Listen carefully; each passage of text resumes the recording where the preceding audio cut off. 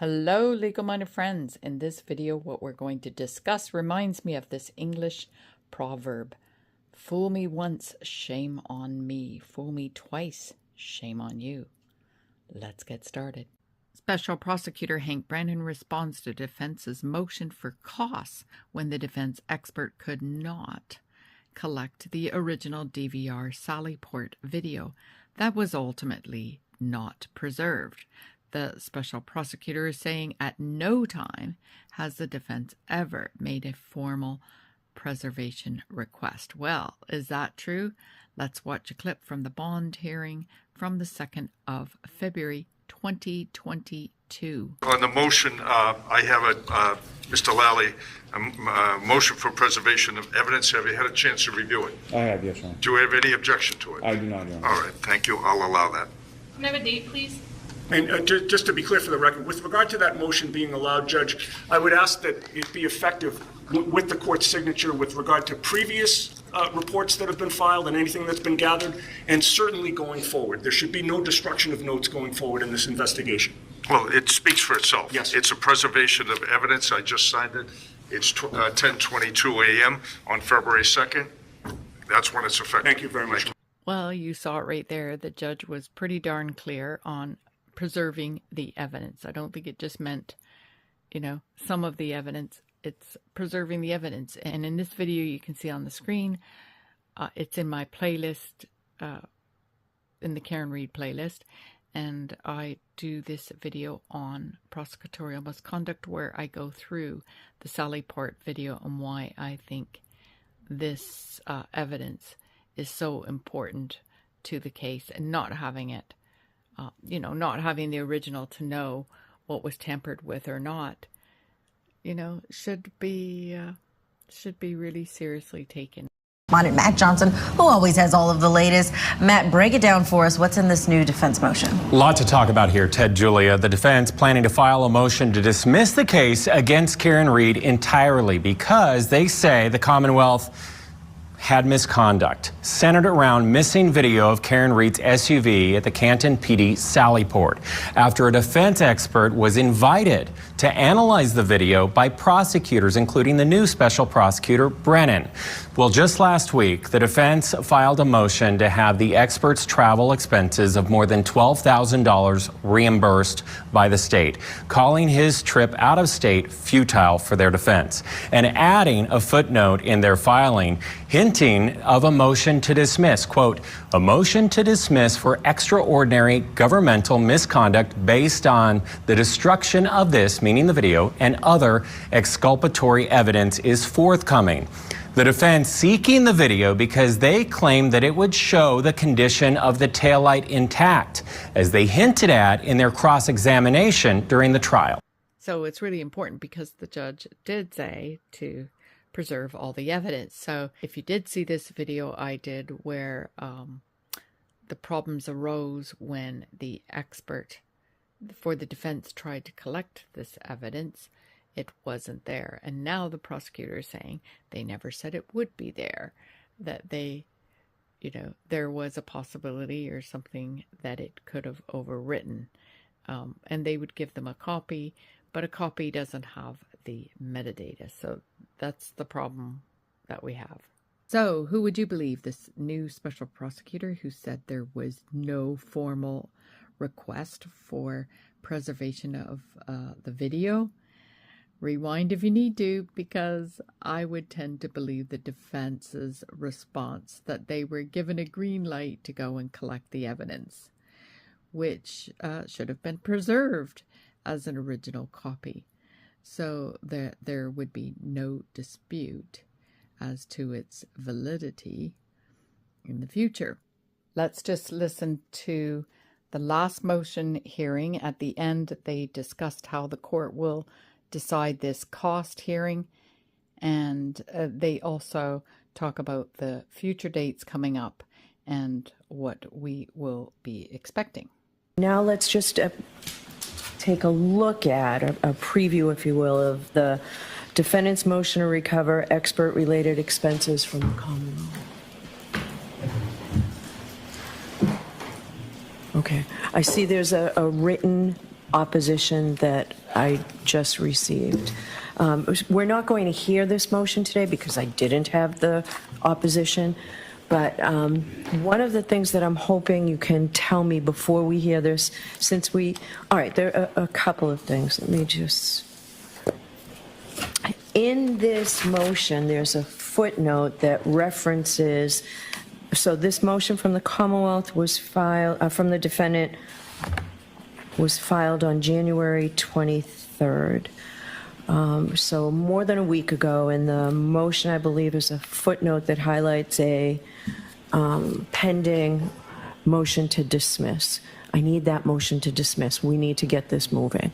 When will that, well, I'd like that filed next week so we can hear it next week. The reason that we haven't finalized it, the reason we haven't put the full contours on that motion is because we haven't received all the discovery. And I think it would be premature for us to figure out exactly what the parameters of our motion to dismiss are until we know exactly what the Commonwealth is putting in front of us in terms of a second trial.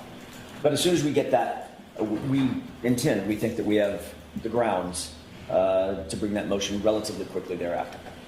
So you expect to have everything to the defendants by Wednesday?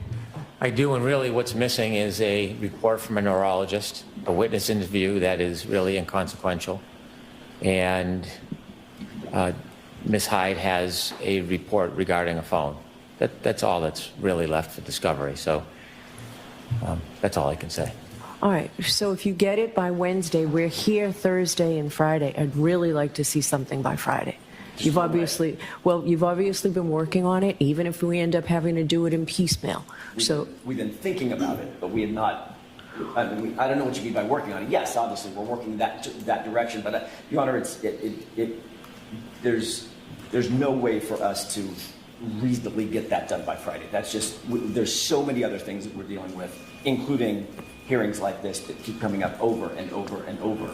I'm not, the court knows we don't drag our feet.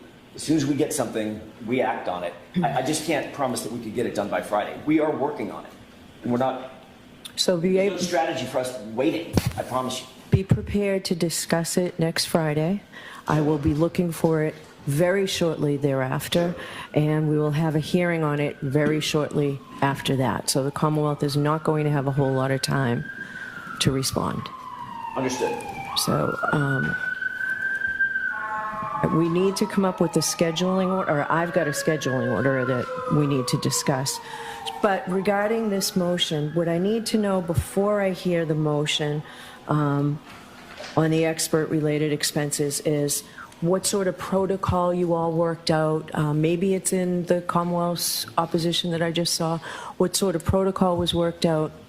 Who was notified? What the arrangements were? How this all was set into play, and why there was a violation? I can certainly brief that for the court. We addressed it pretty significantly in our motion in terms of the conversations that were had, the expectations that we had, the protocol in terms of getting our expert out there from Arizona. No, what the agreement was, right? People don't just show up for the other side's expert. I just need to know what the agreement was for your expert to view this on that date. Most of this was reduced to email. I think it'd be probably a little bit more accurate for me to just go back and file a supplemental brief. Yeah, so I need all that information, what the plans were and why this is such egregious conduct. Sure. Okay. I'll submit that won't take very long at all. Because then we'll address this next week. Okay, that's fine. All right. If we do not have an evidentiary Daubert hearing, do we need both days? Or does it make sense to schedule everything for Thursday? What's the Commonwealth's position on that? It depends on whether there's going to be any conversation about a motion to dismiss. Absent that, I don't think there are a lot of matters before the court. The motion for clarification should take probably less than 20 minutes. Okay. And the motion for fees is a very simple discussion. So I don't think there's any way we'd need 2 days unless there is actually an evidentiary hearing, and then it'll take some time. Okay. What do you say, Mr. Jackson? You're nodding? I agree. I think if there's an evidentiary hearing, it's going to take multiple days. If there's not, I think we can pack everything into Thursday. All right, because I don't want to waste everybody's time. I want us to get this case moving. Of course. So you will then file that motion to dismiss the following Monday or Tuesday, and we need to set it up for a hearing, if you are indeed filing a motion to I'm sorry. dismiss. The motion to dismiss on which Monday or Tuesday? After we meet next week. Following week. Yes. I just want to get a scheduling order going, so I need some of these dates, because we're going to need to schedule a hearing on that. I do not anticipate an evidentiary hearing on that, but I expect it will take time. All right, so the Commonwealth will have all of its discovery to you, it expects, by Wednesday the 5th. That's correct. Okay. We'll be back here at the end of next week. After you have that discovery, I can give you until February 11th, the following Tuesday, to file a motion to dismiss.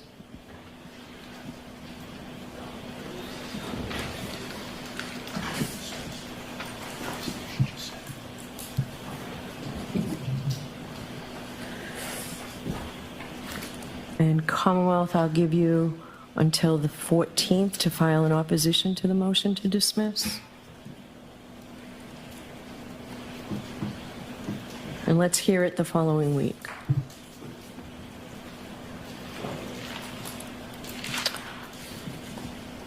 We're also going to have to, does the defense anticipate any evidentiary motions? Yes, but I can't tell you exactly what those are, but in an abundance of caution, given the fact that we're expecting new information from the Commonwealth, I think the court can safely say yes. So February 21st, and I'll put this in writing, filing of all evidentiary motions, that can be an out-of-court date unless we choose that day to hear the motion to dismiss. Why don't we figure out what's your availability the week of the 17th? The 20th is actually the best day that week for us.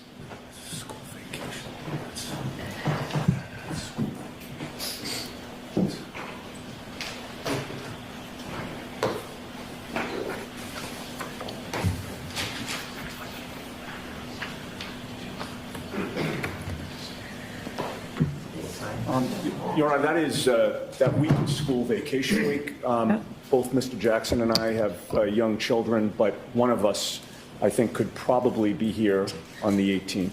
All right, so I'd like you to get me, can the Commonwealth get me the opposition by midday on the 14th? So I'll have it to review over the weekend. I know you haven't seen it, so it's hard to figure out how much time you need.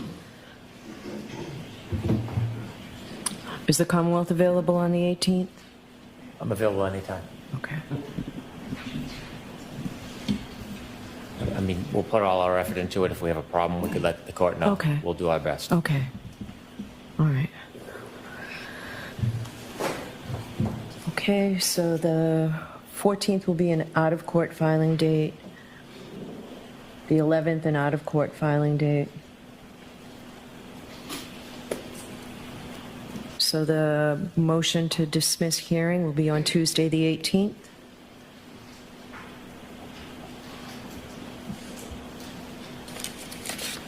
Filing of all evidentiary motions will be the 21st.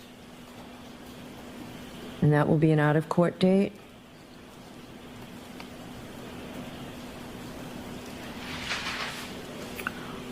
We will do the hearing on all evidentiary motions March 4th and or 5th. I'd like you to block off both days at this point. And if we don't need them, we'll try and, I don't want everybody coming in for just one motion. I know how much work you all have to do to get ready for trial. There's a lot of work I need to do to get rid of trial, but I'd like you to block off those 2 days because we can't have motions to suppress going on and on past that date. I'm going to need some time to review them and write them. So, all right. Can you all come back in on March 7th? You'll file all motions in limine. We'll have a final trial conference.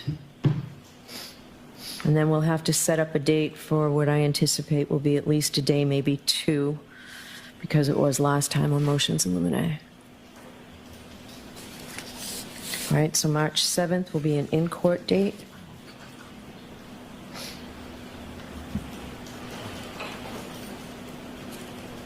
And file all motions in limine.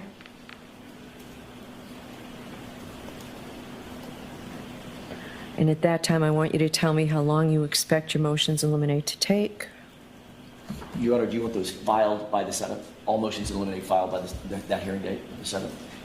Yes. And we will hear all the motions in limine on the 18th, which only gives me 2 weeks to decide them.